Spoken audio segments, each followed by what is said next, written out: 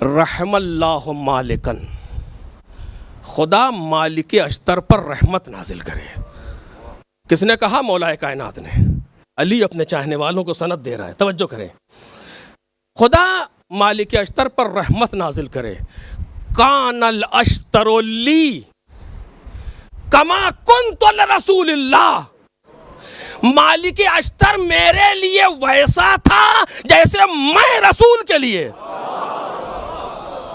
एक सलावात पढ़े मोहम्मद और आले मोहम्मद पर।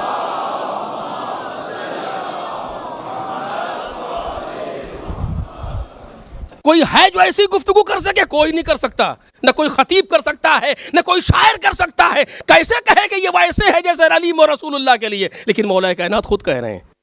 और जब मौला ने कह दिया तो अब मानी समझना पड़ेंगे इसके। कमा कुन्तु रसूलुल्लाह, जैसे मैं रसूलुल्लाह के लिए था। किस चीज में बराबरी दिखाना चाहते हैं मौला कायनात? तवज्जो कीजिए,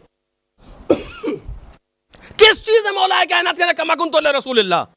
यानी अपने तमाम जंगी रुमूज में, मैदान जंग में जैसे मैं रसूल के लिए वफादार था, उसी तरीके से मालिक अश्तर मेरे लिए वफादार था। जंगे सिफ़ीन में 2 कदम है खैमा दुश्मन का, मालिक पहुंचने वाले हैं।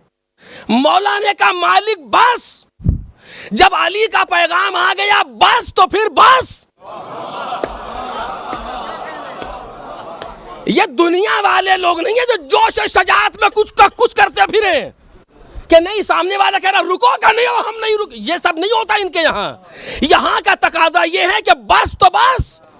जैसे ही मौला ने कहा मालिक की तलवार नियाम में, ये क्या चीज है? ये मारिफत अली इब्न अबी तालिब, ये वफा है अली इब्न अबी तालिब। अब मालिक इस बात का हकदार है कि मौला कहे कि ये मेरे लिए वैसा है जैसे मैं रसूल के लिए था। एक सलावत पढ़े मोहम्मद और आले मोहम्मद।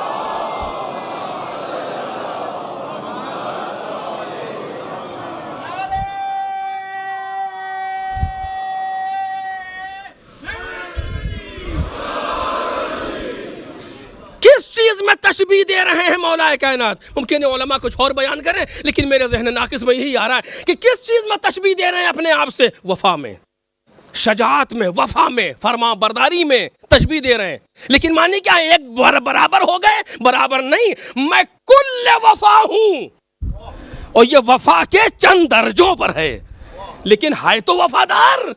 जैसे मैं रसूल के लिए वफादार था वैसे ये मेरे लिए वफादार है, लेकिन मैं कुल्ले वफा था, ये चंद दर्जों पर है वफा के। इसी तरीके से हमको भी अपने इमाम के लिए होना चाहिए कि वो गैबत में रहने वाला हमसे कहे कि हाँ ये है हमारा। तवज्जो करें, अब मैं आज फिर नहीं पहुंच पाया उस जगह पे जहां जाना चाह रहा था। चले इंशाल्लाह फिर बाद में आपके सामने गुजारिश करूंगा कि इमाम कहे कि ये है हमारा। कैसे होगा? कि जब हम अपने अंदर वो सिफात पैदा करें कि जो सिफात हमारे इमाम में पाए जाते हैं, यानी वही सिफात जो खुदा में पाए जाते हैं, ताकि सिबगतल्लाह सादिक़ा है हमारे लिए, ये आयत हमारे लिए अमली बन जाए। और जब इस तरीके से कोई अपने इमाम के सामने आता है तब फिर इमाम कहते हैं सुनो, जैसे मुझे मिले न मेरे बाबा को मिले, न मेरे भैया को मिले, न मेरे नाना को मिले। ला अअलमु अस्हाबन औफा व अबर्र मिन अस्हाबी, मैं अपने साथियों से ज़्यादा बावफा किसी के साथी को नहीं जानता। ये क्या है? ये इमाम सनद दे रहे हैं इनके अंदर, यानी सब ने जितने करबला में आए थे सब ने अपने आप को रंग हुसैनी में रंग दिया। तवज्जो करें आप, ये जुमला काफ़ी तफसील तलब है कि हर एक ने अपने आप को रंग हुसैनी में रंग दिया था। जिस पर जो रंग चढ़ा हुआ था उसने उस रंग को उतार दिया, हुसैनी रंग में रंग दिया। कोई नसरानी था, क्रिश्चियन था, उसने वो रंग उतार दिया, हुसैनी रंग में रंग दिया। कोई कुछ और था, उसने वो रंग उतार दिया, हुसैनी रंग में रंग दिया अपने आप को। और उनमें से एक शख्स वो था कि जो नामदार कूफा है हज करके वापस आ रहा है, लेकिन अभी मारिफत की उस मंजिल पर नहीं है। सिफात मुकम्मल हैं, लेकिन सिफात अभी इधर से वाबस्ता नहीं हो पा रहे हैं।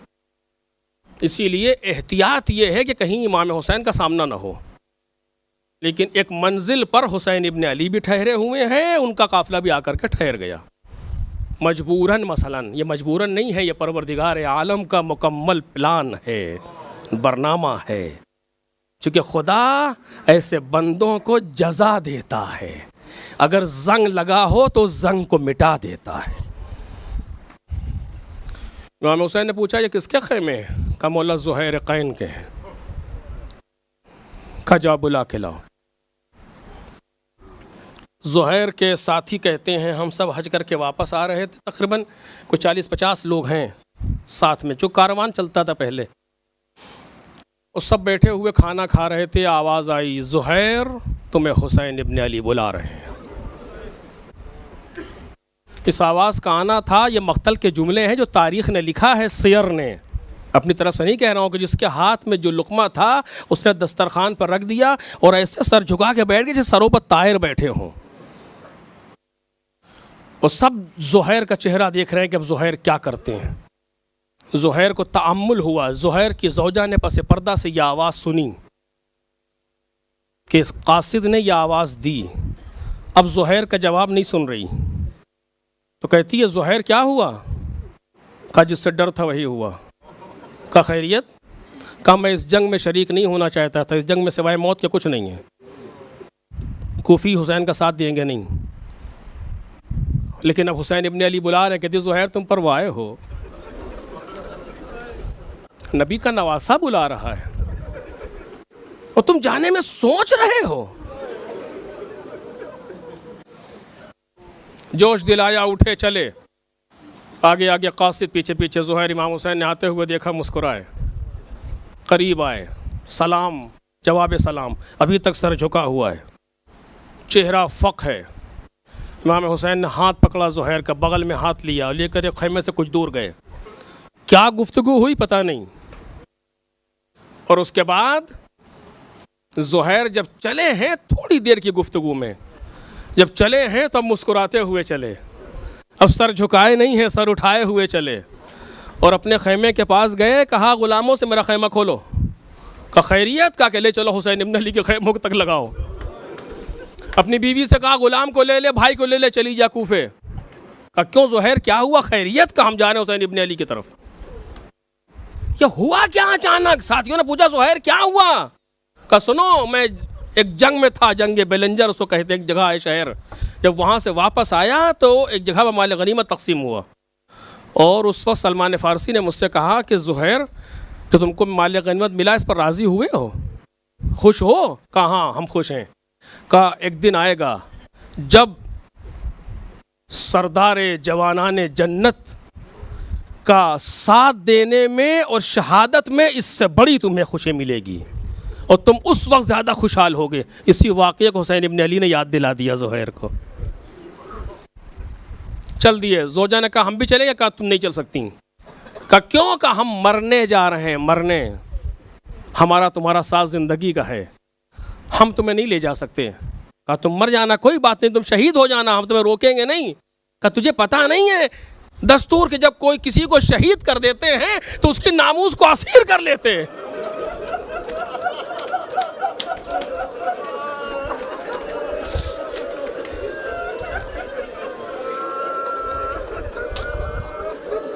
और मैं ये नहीं चाहता कि मेरे बाद तो इन जालिमों की असीर बने।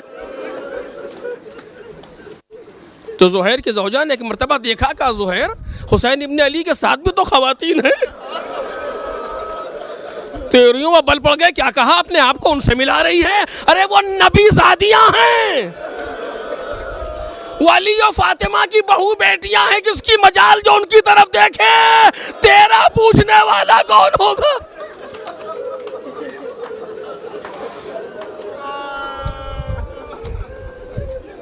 हुक्म शौहर था, वापस हो गई, कूफे चली गई। ज़ुहैर कूफे आ गए, काफी मकामात पर ज़ुहैर को तारीख़ करबला ने याद किया।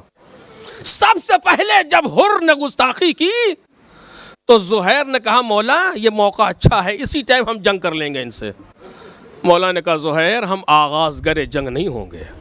और कई मौके आए जब करबला में इमाम हुसैन पहुंचे हैं तो जब नाम बता रहे हैं ज़मीन का तो ज़ुहैर बता रहे हैं, इसे ये भी कहते हैं, इसे ये भी कहते हैं, इसे करबला कहते हैं।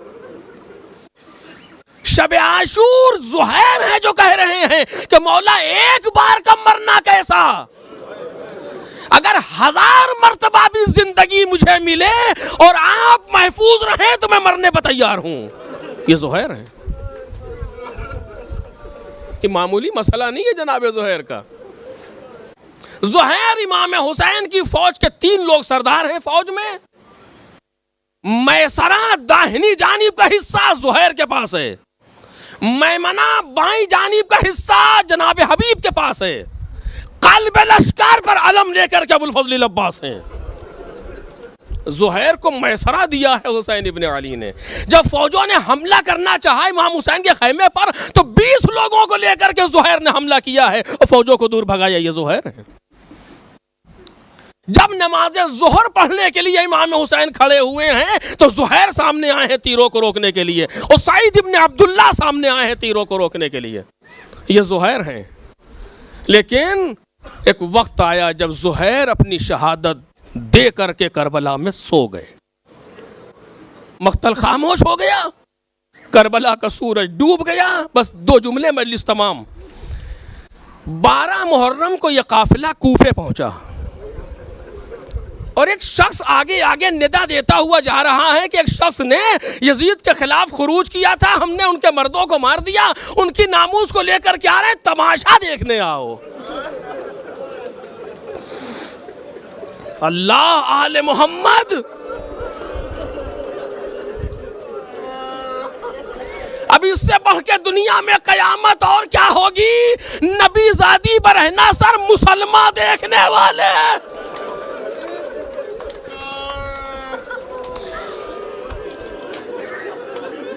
ज़ुहैर की ज़ौजा ने सुना, ख्याल आया कहीं ये वही काफिला तो नहीं है।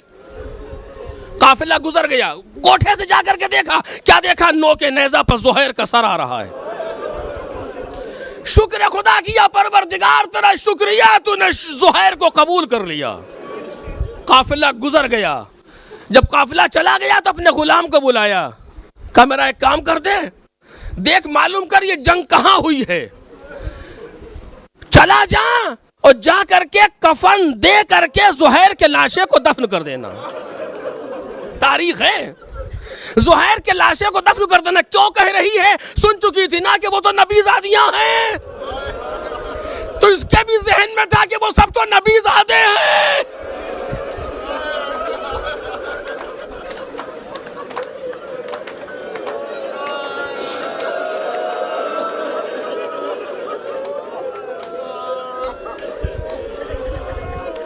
और जब तू वापस आएगा तो मैं तुझे आजाद कर दूंगी।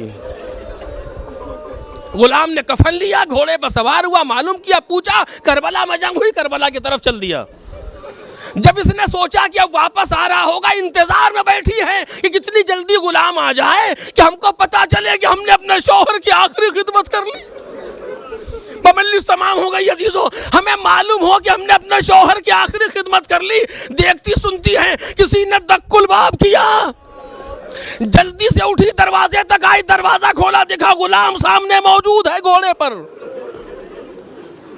कहती है तूने ज़ुहैर को दफन कर दिया। गुलाम सर झुकाए है, कुछ बोल नहीं रहा।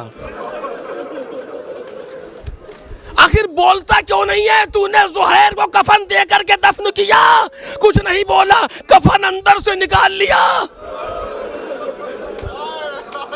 बस जैसे ही देखा तो त्योरियों पर बल पड़ गए, बिगड़ गई। ये तूने क्या किया, तूने मेरा हुक्म नहीं माना, मैं तुझे आजाद नहीं करूंगी। कहे बीबी आजाद करो या न करो, लेकिन ये काम हम नहीं कर सकते थे।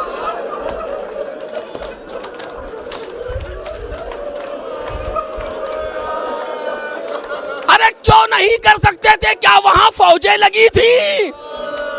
क्या पाकिस्तानी फौजें नहीं थी, का फिर क्या था वहां जुहैर का लाशा नहीं था? का नहीं जुहैर का लाशा भी था? का आखिर फिर क्यों तुमने कफन नहीं दिया? कहे बीबी तुमने एक ही कफन तो दिया था।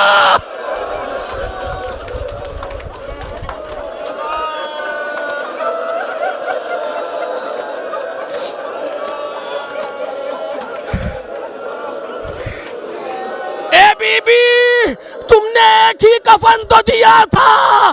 जमीन करबला पर जा बजा लाशें पड़े थे, मैं कफन लिए सोच रहा था अरे कैसे कफन दूं जहां औलाद रसूल बेगौरो कफन पड़ी हो, वहां मैं जुहैर को कैसे कफन दूं?